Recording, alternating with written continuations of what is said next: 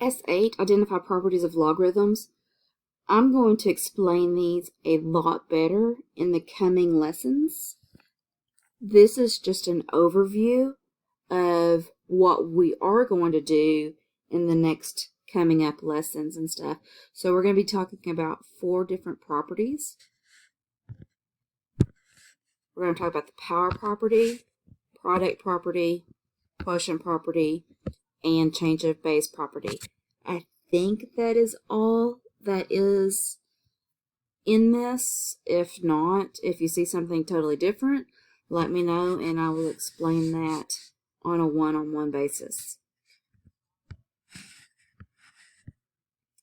Okay, so these are just the shortcuts, short notes, and basically this is what you're going to be looking for. If you have a minus sign between 2 logarithms and they end up being fractions, which means dividing, a minus sign means quotient property. That's an ENT. There you go. If we see this exponent and it's moved to the front like this is called the power property. Okay.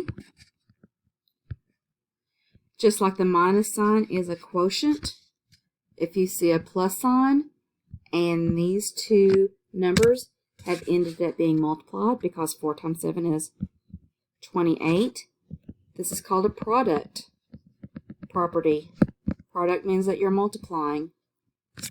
Subtract, fraction means that you're dividing, so it's quotient. Okay, so I've already covered this one. It just looks a little bit different. Which one do you think it is?